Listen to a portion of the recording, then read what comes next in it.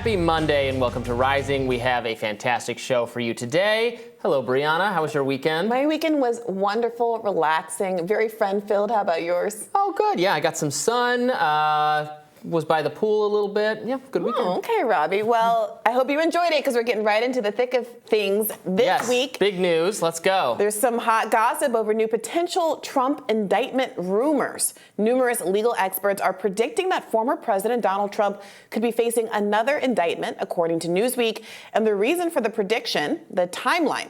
The Department of Justice's grand jury investigating Trump's alleged mishandling of classified documents is scheduled to reconvene in Washington, D.C. sometime in the next week, according to NBC News. The case is being overseen by special counsel Jack Smith and has appeared to pick up steam, with various experts claiming that indictments could be coming in the days or weeks following Memorial Day, according to the reports. Liberal media is, of course, frothing at the mouth over the speculation. Here's a video roundup from over the weekend. He knew he was in possession of a classified document that he improperly, illegally took from the White House. It's huge, Anderson. You can't really overstate the significance here. I'm trying not to use hyperbole. This is game over. There's no way that he will not be charged. And here's former FBI Director James Comey on Inside with Jen Psaki. Can you envision a scenario where Trump manages to win back the White House and justice is delayed? I could. I don't want to, but I could. I mean, it's this crazy world that Donald Trump has dragged this country into, but he could be wearing an ankle bracelet while accepting the nomination at the Republican convention. And could be wearing an ankle bracelet and be elected in November. Yeah, we could have, it would be rejected if you put it in a script for a show, but you could have a president who is potentially incarcerated when he's elected president. So that would be weird and awkward. And it seems even crazy to be coming out of my mouth, but that's the situation we face. This commentary reminds me of that famous tweet that's, well, I'd like to see old Donnie wriggle his way out of this one. Donald Trump gets out of it. Well, nevertheless. Nevertheless. Yeah, I mean, so there is something that feels very reheated about this whole conversation, which perhaps doesn't reflect very well on Donald Trump, that he's been kind of the subject of this rumor mill for a very long time, that something or the other was going to put him in jail and, if not preclude him from actually running for president or being president, make it less likely that the general public would be interested in voting for him, right? And of course, obviously, people who are on the Democratic side of the aisle are very excited about this. Now, just to stay with the facts of the charges for a second, ever since we started talking about the New York case, people have said, well, even folks who are very salivating over the idea of Donald Trump going to prison have said that this was a much stronger case. The document case was a much stronger case than the Stormy Daniels case. And remember, last week we covered the story that federal prosecutors had obtained audio from the summer of 2021 of Donald Trump acknowledging that he had held on to classified, at least one classified Pentagon document about a potential attack on Iran. And that really galvanized the media into thinking that this was the one that was going to fell him politically in some way.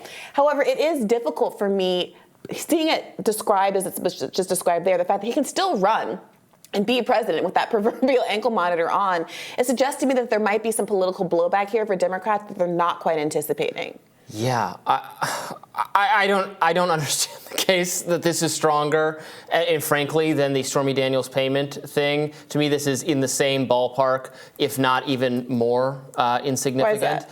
Because who cares?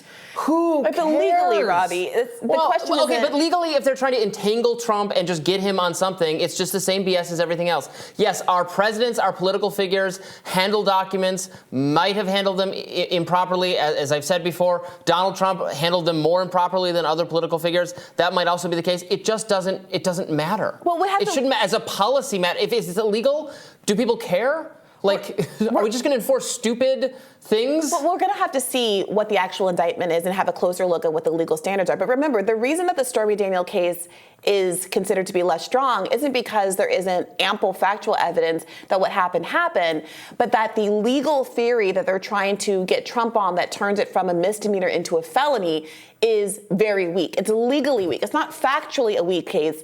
It's legally a weak case insofar as that they want to get Donald Trump on something more substantial than just the same kind of misdemeanor that Hillary Clinton had to pay for doing the exact same thing. In this case, to me, having the document aspect is completely overshadowed by what the document is alleged to have said, which we don't know because we haven't actually seen it. Yeah, we don't know.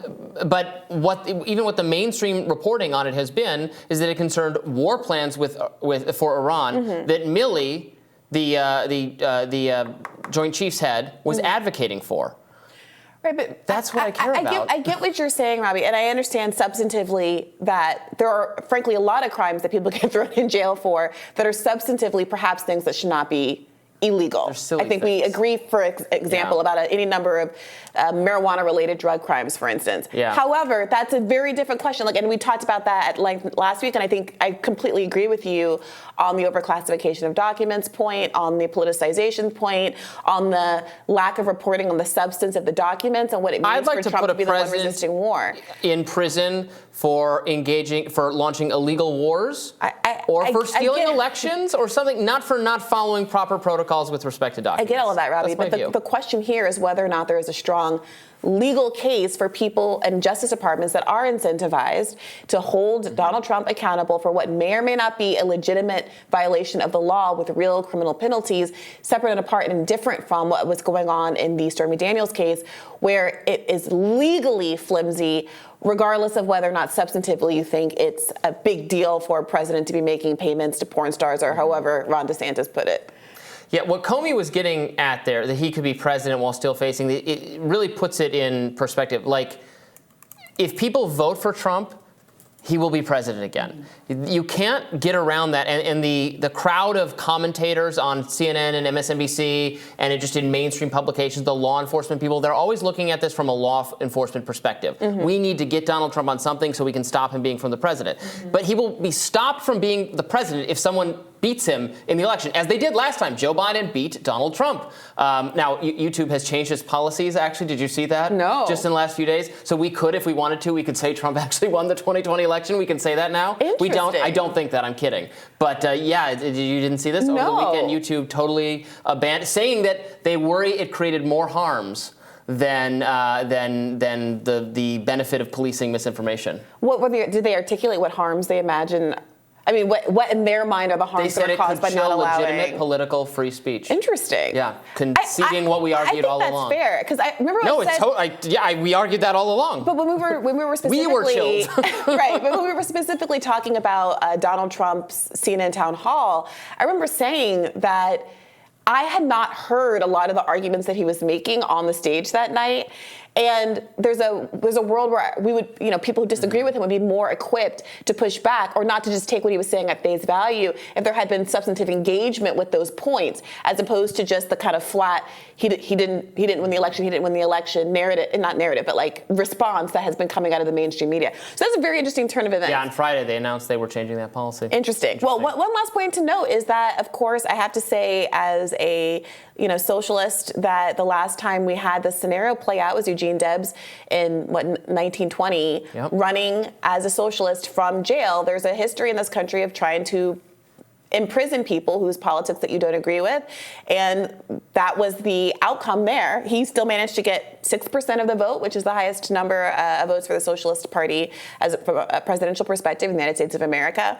And we could be living in a world where Donald Trump is able to similarly do some political damage from a jail cell. It just shows you how, mainstream views and narratives of history persist. Eugene V. Debs, jailed by the Woodrow Wilson administration. Woodrow Wilson is often listed as a top 5 beloved president. I'm not a big fan of him. You're probably not. He does the... No, they had to change the name of Princeton's public policy school. In the last few years, there's been some reevaluating of Wilson. Oh, yeah, big time. Way, right up there with FDR, Lincoln, et cetera. Jailed by Wilson for free speech, total obvious violation of the First Amendment. Let go, released from prison by Warren G. Harding, who everyone says is the worst president ever.